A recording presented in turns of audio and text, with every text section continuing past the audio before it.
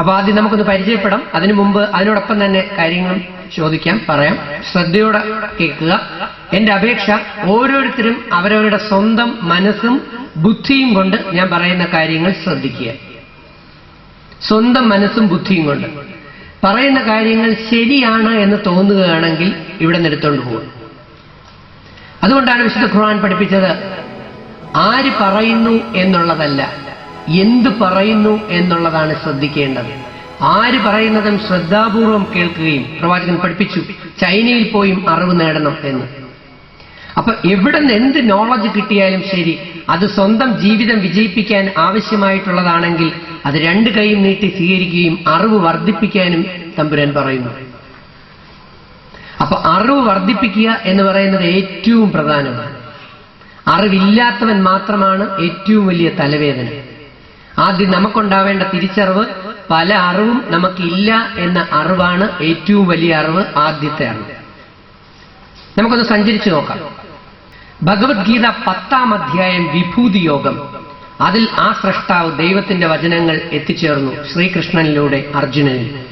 എന്താ പറഞ്ഞതെന്നറിയാമോ? ദൈവം ആത്മജ്ഞാനം നേടണം എന്നാഗ്രഹിക്കുന്ന, സത്യം എന്താണെന്ന് അറിയണം എന്നാഗ്രഹിക്കുന്ന വ്യക്തികളുടെ മുമ്പിൽ മാത്രമേ പ്രഭാഷണം നടത്താൻ പോകാവൂ, അല്ലാതെ ലൗകിക സുഖഭോഗികളുടെ മുമ്പിൽ പ്രഭാഷണം നടത്താൻ പോവരുത്. അവന് നീ പറയുന്നതിലെ ജ്ഞാനം മനസ്സിലാകില്ല, അത് കലവും കമിഴ്ത്തി കലത്തിന്റെ പുറത്ത് വെള്ളം ഒഴിക്കുന്ന കണക്കായിരിക്കുമെന്ന്. കാരണം അവന് ചെറിയ മൊബൈലിന് പകരം വലിയ മൊബൈൽ വേണം, ചെറിയ കാറിന് പകരം വലിയ കാർ വേണം, ചെറിയ വീടിന് പകരം വലിയ വീട് വേണം, ചെറിയ ടിവിക്ക് പകരം LED വേണം. ഇങ്ങനെ മനസ്സാസക്തമായി ഭൗതിക വസ്തുക്കളുടെ പുറകെ ഓടുന്നവരുടെ മുമ്പിൽ ഒന്നും പറഞ്ഞിട്ട് കാര്യമില്ല. വിശുദ്ധ ബൈബിളിൽ ആ സ്രഷ്ടാവിന്റെ, പടച്ചവന്റെ, ദൈവത്തിന്റെ വചനങ്ങൾ ജീസസ് ക്രൈസ്റ്റിലൂടെ ജനങ്ങളിലെത്തി. സുഭാഷിതങ്ങൾ.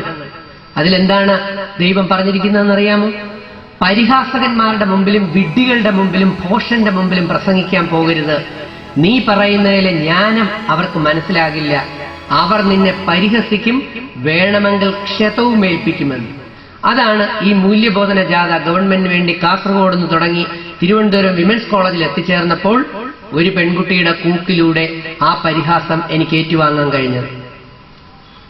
എന്നാൽ അറിവ് തേടണം, ജ്ഞാനം തേടണം എന്നാഗ്രഹിക്കുന്ന വ്യക്തികളുടെ മുമ്പിൽ പ്രഭാഷണം നടത്തൂ, അവർ ഏറെ ജ്ഞാനിയാകും, അവർ നിന്നെ സ്നേഹിക്കും എന്ന്. അതാ നിങ്ങളിപ്പോ എന്നോട് കാണിച്ചുകൊണ്ടിരിക്കുന്നത്. ആ സ്നേഹം കിട്ടുന്നത് അറിവിന് വേണ്ടി പ്രവർത്തിക്കുന്നതുകൊണ്ടാണ്. വിശുദ്ധ ഖുർആനിൽ പടച്ചവൻ പറയുന്നു, എന്താ പറയുന്നത്? ഓരോ അറിവുള്ളവനും മനസ്സിലാക്കുക, അവനേക്കാൾ അറിവുള്ളവൻ അവന് മുകളിലുണ്ട് എന്ന്. ഒരല്പം അറിവും വെച്ചുകൊണ്ടാണ് നമ്മളിൽ പലരും അഹങ്കരിക്കുന്നത്. ഇപ്പൊ 10A+ വാങ്ങിച്ചു, 5-6A+ വാങ്ങിച്ചു, ഇല്ലെങ്കിൽ MSc എടുത്തു, B.Ed എടുത്തു, PhD എടുത്തു, പിന്നെ തറയിലൊന്നുമല്ല. ഇത് വെറും ഒരറിവ് മാത്രമാണ്. യഥാർത്ഥ തിരിച്ചറിവ് കിടക്കുന്നത് ആരാണ് ഞാൻ, ആരാണ് നീ, എന്തിനാണ് എന്നെ ഇങ്ങോട്ട് അയച്ചിരിക്കുന്നത് എന്ന തിരിച്ചറിവ് അത് വേദങ്ങളിലാണ്. അപ്പൊ അറിവ് തേടി നടക്കുമ്പോൾ നിനക്ക് ഞാൻ സ്വർഗത്തിലേക്കുള്ള ദൂരം കുറച്ചു തരും എന്ന് വിശുദ്ധ ഖുർആൻ. എന്താണ് സ്വർഗമെന്ന് എനിക്ക് കണ്ടെത്താൻ പറ്റിയിട്ടുണ്ട്. 3 സ്വർഗങ്ങളും 3 നരകങ്ങളും. അത് നമുക്ക് വഴിയെ കാണാം. അപ്പോ ഓരോ അറിവുള്ളവനും മനസ്സിലാക്കുക, അവനേക്കാൾ അറിവുള്ളവൻ അവന് മുകളിലുണ്ട് എന്ന് പറയുമ്പോൾ, ഇന്ന് ഞാൻ കേരളത്തിൽ, നിങ്ങൾ എന്ന് പറയുമ്പോൾ ഇവിടെ ഉള്ള ഈ ഇരിക്കുന്ന ആൾക്കാരാണ് സഹോദരങ്ങളാണെന്ന് വിചാരിക്കരുത്. എന്റെ വീക്ഷണം കേരളമാണ്. കേരളത്തിനെയാണ് ഞാൻ എടുക്കുന്നത് നിങ്ങൾ എന്ന് പറയുന്നത്. ഈ ക്ലാസ്, ഈ പ്രഭാഷണം കഴിയുന്നതുവരെയും സത്യം സത്യമായേ പറയാവൂ. അദ്ദേഹം എത്തിക്കഴിഞ്ഞു എന്ന് പറയുമ്പോൾ ചില കുട്ടികൾ തിരിഞ്ഞു നോക്കുന്നു. അദ്ദേഹത്തിന്റെ പേര് പടച്ചോൻ എന്നാണ്, ദൈവം. അതുകൊണ്ടാണ് വിശുദ്ധ ഖുർആൻ പറയുന്നത്, നിങ്ങൾ 4 പേർ ചേർന്ന് 3 പേർ ചേർന്ന് പരദൂഷണം പറയുന്നതിന്റെ ഇടയിൽ 4-മനായി ഞാൻ ഉണ്ടാകും, നീ ആർക്കെതിരെ പണിയുന്നു എന്ന് കേട്ടിട്ട് നിനക്ക് ശിക്ഷ തരാൻ എന്ന്. ഇവിടെ ഉദ്ബോധനമാണ്, ബോധവൽക്കരണമാണ്, ഉപദേശമല്ല. അപ്പൊ ഇവിടെയും പടച്ചവന്റെ സാന്നിധ്യമുണ്ട്. ആ സാന്നിധ്യം ഇവിടെ എത്തിക്കഴിഞ്ഞു. അദ്ദേഹം നിങ്ങളെ സ്പർശിക്കും. എന്റെ ക്ലാസ്സുകളുടെ വിജയം ഞാനല്ല, അദ്ദേഹം എന്നെ അനുഗ്രഹിച്ചിട്ടില്ല എങ്കിൽ എനിക്കിവിടെ നിൽക്കാനേ പറ്റത്തില്ല. നിങ്ങളെ സ്പർശിക്കും, പക്ഷെ ഈ ഇരിക്കുന്ന നിങ്ങളെ എല്ലാവരെയും സ്പർശിക്കില്ല കേട്ടോ. എന്റെ ഹൃദയത്തിന്റെ ആഗ്രഹം ഇവിടെ ഇരിക്കുന്ന എല്ലാവരെയും പടച്ചവൻ സ്പർശിക്കണമെന്നാണ്. പക്ഷേ നിങ്ങളിൽ പലരെയും പടച്ചവൻ സ്പർശിക്കുമോ ഇല്ലയോ എന്ന് ഈ പ്രഭാഷണം കഴിയുമ്പോൾ നിങ്ങൾക്ക് തന്നെ ബോധ്യപ്പെടും. കഴിയുമ്പോഴല്ല, നടന്നുകൊണ്ടിരിക്കുമ്പോൾ തന്നെ നിങ്ങൾക്ക് ബോധ്യപ്പെടും. അതുകൊണ്ടാണ് ഞാൻ നിങ്ങളോട് അപേക്ഷിക്കുന്നത്, തല പോയാലും ശരി സത്യം സത്യമായി തന്നെ പറയണം. അങ്ങനെ സത്യം പറയുകയും സത്യത്തിലൂടെ ജീവിക്കുകയും സത്യം അനുഷ്ഠിക്കുകയും ചെയ്യുന്നവനാണ് സത്യവിശ്വാസി എന്ന് വിശ്വസിക്കുന്ന ആളാണ് ഞാൻ. ശ്രദ്ധിച്ചിരിക്കുന്നവർക്ക് ഇന്ന് ആയിരക്കണക്കിന് പോയിന്റ്സ് കിട്ടും. റിയാലിറ്റി ഷോയിലൂടെയാണെങ്കിൽ അത്ഭുതങ്ങൾ നടക്കും. ഇവിടെയും അതല്ലാതെ തന്നെ നടക്കും. നമുക്ക് നോക്കാം. അപ്പൊ അറിവ് നേടണം എന്ന് പടച്ചവൻ പറയുമ്പോൾ, ദൈവം പറയുമ്പോൾ, വേദങ്ങളിലൂടെ പറയുമ്പോൾ, ഒരു ഭാര്യ, ഒരു ഭർത്താവ്, ആ ഭർത്താവ് വലിയ വലിയ കാര്യങ്ങൾ പറയാൻ വേണ്ടി ഭാര്യയുടെ അടുത്തേക്ക് ചെല്ലുമ്പോൾ ഭാര്യ പറയുന്ന ആക്ഷൻ, നിങ്ങൾ അവിടെ മിണ്ടാണ്ടിരിക്കുക, നിങ്ങൾക്കൊന്നും അറിയില്ല, എനിക്കറിയാം, ഞാൻ ചെയ്തോളാം എന്ന്. ചില വീടുകളിൽ ഭാര്യ വലിയ വലിയ കാര്യങ്ങൾ ഭർത്താവിനോട് പറയാനായിട്ട് ചെല്ലും. ഭർത്താവ് പറയും, നീ അവിടെ മിണ്ടായിരിക്കുക, നിനക്കൊന്നും അറിയില്ല, ഞാൻ ചെയ്തോളാം എന്ന്. ഇത് കേട്ട് വളരുന്ന ഇന്ന് LP സ്കൂളിലും UP സ്കൂളിലും ഹൈസ്കൂളിലും പഠിക്കുന്ന മക്കൾ ഈ പാരന്റ്സിനോട് പറഞ്ഞു തുടങ്ങി, നിങ്ങൾ രണ്ടുപേരും അവിടെ മിണ്ടായിരിക്കും, നിങ്ങൾക്കൊരു പുണ്ണാക്കും അറിയില്ല, ഞങ്ങളെല്ലാം ചെയ്തോളാം. ഇതാ ഇന്നത്തെ കേരളത്തിന്റെ അവസ്ഥ. മാതാപിതാക്കളെക്കാൾ, ഹുദവിമാരെക്കാൾ, ഉസ്താദുമാരെക്കാൾ, ഗുരുക്കന്മാരെക്കാൾ, അധ്യാപകരെക്കാൾ വലിയ അറിവുള്ള കൊച്ചുമക്കൾ. 10ാം ക്ലാസ് കൊണ്ട് തന്നെ അവരെല്ലാം നേടിക്കഴിഞ്ഞു എന്ന് അഹങ്കരിക്കുന്ന വ്യക്തികൾ. ഇവർക്കുണ്ടാകാൻ പോകുന്ന പരാജയം വരാൻ പോകുന്ന ദിവസങ്ങളിൽ കിട്ടുന്നതായിരിക്കും. അത് നമ്മൾ ഈ പ്രഭാഷണത്തിന്റെ ഇടയിലൂടെ നിങ്ങൾ കാണും, നിങ്ങൾ അറിയും. എന്താ നമ്മുടെ പ്രത്യേകത? കേരളത്തിന്റെ ഒരു ശാപം എന്താണ്? കേരളം നല്ല സംസ്ഥാനമാണ്, ഗോഡ്സ് ഓൺ കൺട്രിയാണ്. നമുക്കെല്ലാം നല്ല മെഷീനറി ഉണ്ട്, നല്ല സർക്കാരുണ്ട്, നല്ല വിദ്യാഭ്യാസ വകുപ്പുണ്ട്, നല്ല പോലീസുണ്ട്. ഞാൻ പോലീസിന്റെ ട്രെയിനറാണ്, പോലീസ് അക്കാഡമിയിലും പോലീസിന്റെ കോളേജിലുമെല്ലാം. എക്സൈസിന്റെയും കൗൺസിലറാണ്. നല്ല പോലീസ് ഡിപ്പാർട്ട്മെന്റാണ്. ബണ്ടി ചോർ എല്ലാ സംസ്ഥാനങ്ങളെക്കാരെയും പറ്റിച്ചു കൊടുത്തിട്ട് നമ്മളെന്ത് ചെയ്തു?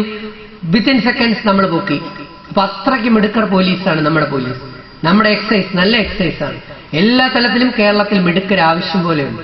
പക്ഷേ എവിടെയൊക്കെയോ കുറച്ച് മൂല്യങ്ങൾ, വാല്യൂസ്, അത് നഷ്ടപ്പെടുന്നു. അതുകൊണ്ടാണ് വിശുദ്ധ ഖുർആൻ നമ്മളെ പഠിപ്പിക്കുന്നത്, മാതൃത്വം ദിവ്യമാണ്. പക്ഷേ അമ്മ കുഞ്ഞിനെ പ്രസവിച്ച് വളർത്തുമ്പോൾ അതിന്റെ പാരന്റ്സ് ആ കുട്ടിയുടെ ഹൃദയത്തിൽ ആത്മീയതയുടെ ഒരു വിത്തുകൂടെ പാകണം എന്ന്.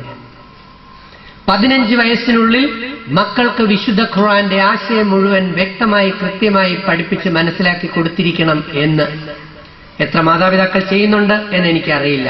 പക്ഷെ ചെയ്യാത്തവർക്ക് പണി വരും. ഇന്ന് ഞാൻ കേരളത്തിൽ കണ്ടുവരുന്ന 2 കാര്യങ്ങൾ. ഒന്ന്, നമ്മുടെ ഒരു പ്രത്യേകത എന്താന്ന് ചോദിച്ചാൽ, നമ്മൾ ആരെയും അംഗീകരിക്കാറില്ല, ശരിയല്ലേ? എന്നാൽ നമ്മളെ അംഗീകരിച്ചില്ലെങ്കിൽ നമ്മൾ ദേഷ്യം വരും. നമ്മൾ ആരെ ആദരിക്കാറില്ല, എന്നാൽ നമ്മളെ ആദരിച്ചില്ലെങ്കിൽ നമുക്ക് ദേഷ്യം വരും. നമ്മൾ ആർക്കും ഒന്നും കൊടുക്കാറില്ല, എന്നാൽ നമുക്കെന്തെങ്കിലും കിട്ടിയില്ലെങ്കിൽ നെഞ്ചിലിടിച്ച് കരയും. 3 മക്കളുണ്ടെങ്കിൽ ഒരു കൊച്ചിന് കുറഞ്ഞു പോയാൽ ആ കൊച്ച് കീറലായിരിക്കും കംപ്ലീറ്റ്, അല്ലേ?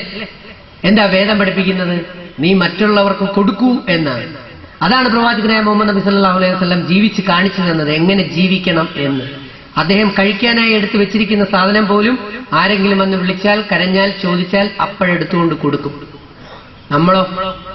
അപ്പൊ ഓരോരുത്തരും ഒരു ആത്മപരിശോധന നടത്തിയാൽ ഒരുപക്ഷെ ഇവിടെ വന്നിരിക്കുന്ന ആൾ, അദ്ദേഹം ആ അദൃശ്യ ശക്തി നിങ്ങളെ സ്പർശിച്ചു എന്ന് വരും. സ്പർശിച്ച് കിട്ടിയാൽ നിങ്ങൾക്ക് വിജയമായിരിക്കും.